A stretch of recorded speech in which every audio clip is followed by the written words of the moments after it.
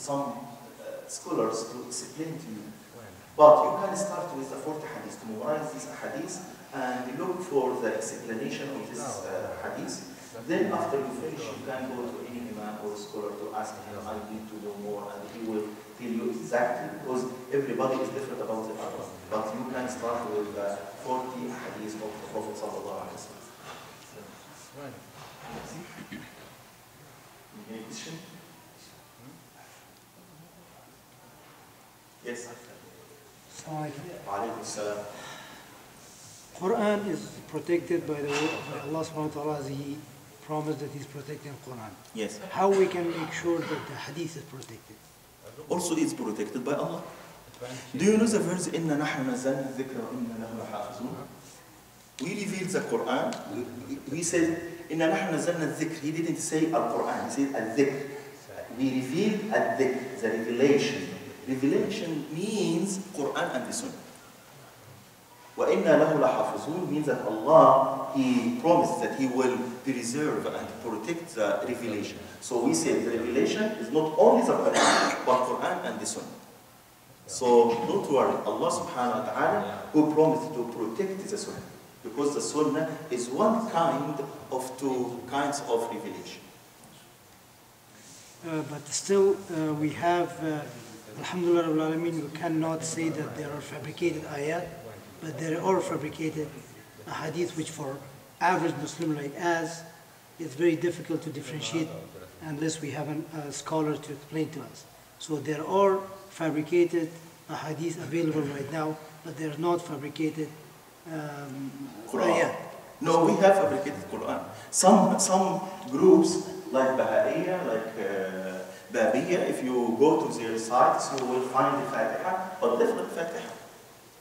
But because, alhamdulillah, most of us or our kids memorize the Quran, and those people, alhamdulillah, they are not famous among us, so we can discover this easily.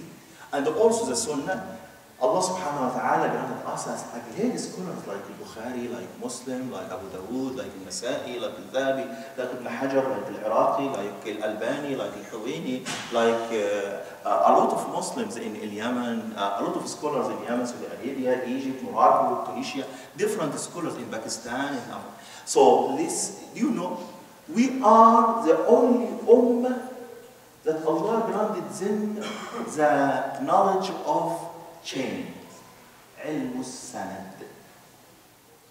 And one of the German scholars, he said, scientists, he is not Muslim, he said, I didn't see a nation like the nation of Muhammad sallallahu alaihi wasallam. To protect the life of the Prophet, the biography of the Prophet Muhammad sallallahu alaihi wasallam and his quotations, they studied the life of 500,000 of people, of his followers and scholars and men. Why?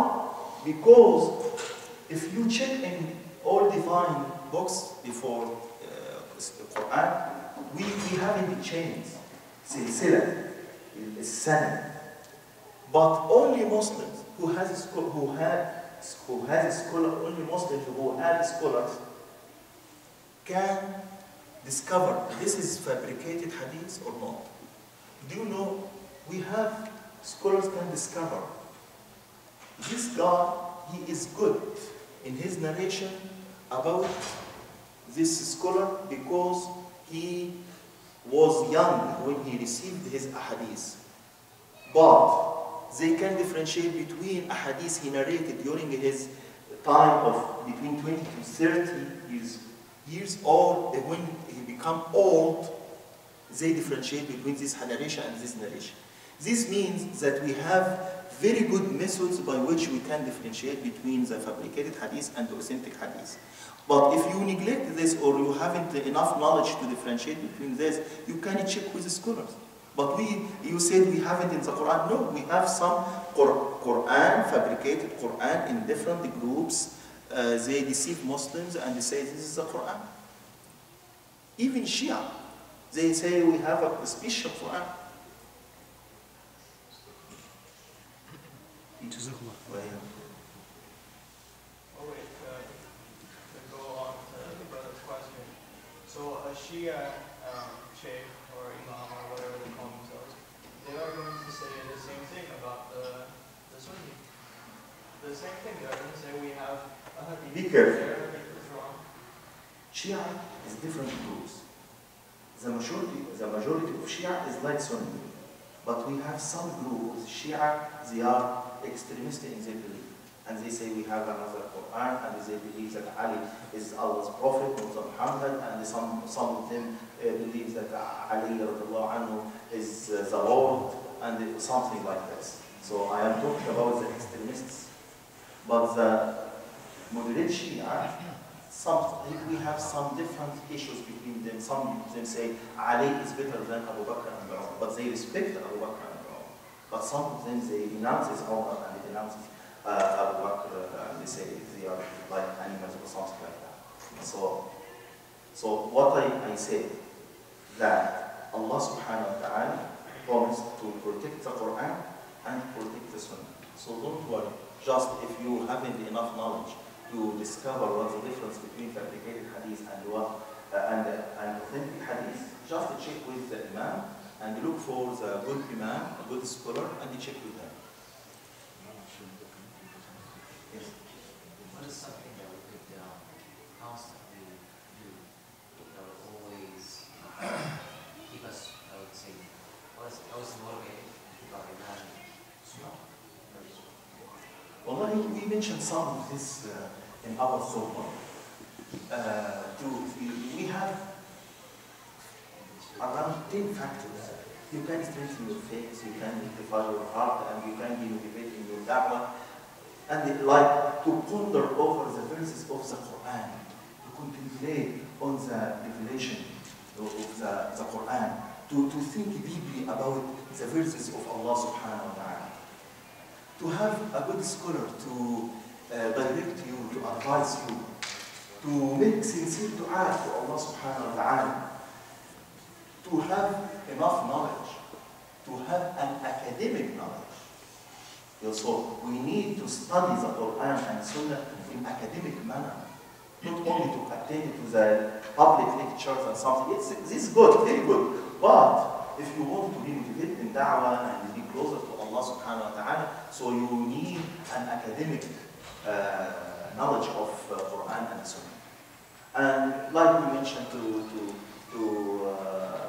have a good group of students of knowledge, especially Islamic knowledge, and to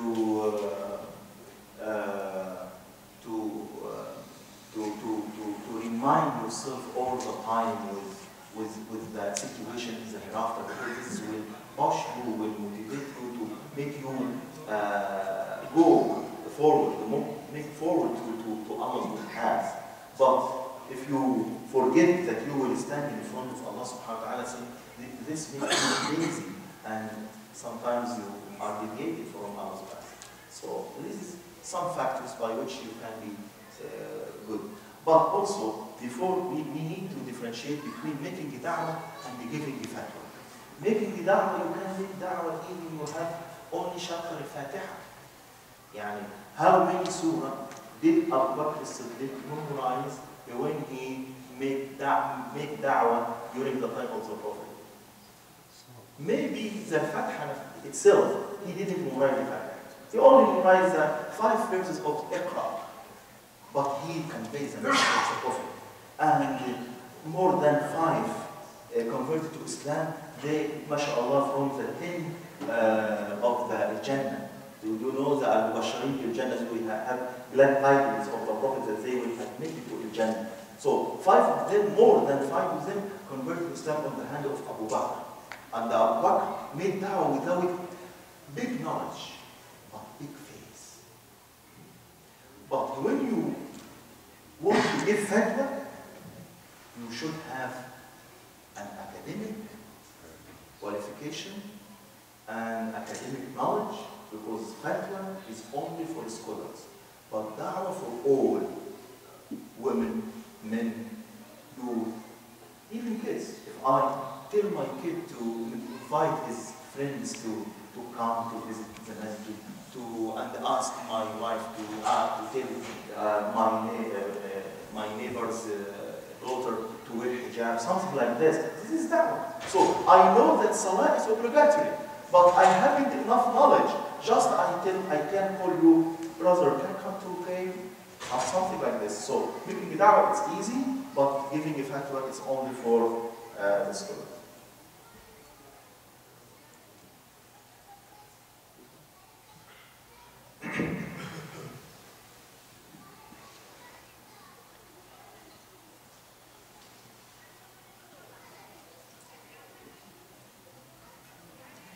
Sister asked me very good questions. She said, could you clarify for me about when you say that those who live in Mecca or Medina will be protected from the Antichrist? Do you have to live there, or can you be okay, inshallah, by just allowing the sun, following the sun? It's very good question. It's recommended from the Prophet to live in Medina and in Mecca and in Beit al-Maqdis and different places like Sham, Egypt, not only in Mecca and Medina. But you live in the place you be closer to Allah subhanahu wa ta'ala. For example, maybe some students came here to study and to get a lot of knowledge to serve their countries. They came back and serve their countries. So he is in jihad. He, inshallah, it's better to live in Medina and pray and make a sujood in the holy mosque of the Prophet ﷺ. Why? Because he served the Muslims and served the community by getting this knowledge. And so we ask, what is the reason behind living here or there? If to make da'wah, to serve Islam, or if you are unable to practice Islam in your country, so you came here, immigrated to be free in practice Islam, that's good. And if you, the Prophet ﷺ told us about another protection. He said, who memorize the first 10 verses of chapter al-Kahf, he will be protected from Antichrist. So don't worry about that. But this is also like a recommendation from the Prophet. If you are able to live in Mecca or in Medina or Beit al-Maqdis, it's good. It's good. But without any contradiction with your da'wah, with your serving to Islam. But if I am unable to live in Beit al-Maqdis or in Medina, or I am obliged to stay here for making da'wah or for studying or for work or for protection from some people, they want to harm me or to force me to be deviated of Islam. So this is something else. So no, it's not necessary to live in Medina or Mecca. Yes, by following the Sunnah, by memorizing the 10 verses of the Quran and of the chapter al-Kahf, and if you have a chance to live in Medina, it's okay, or Mecca, it's okay.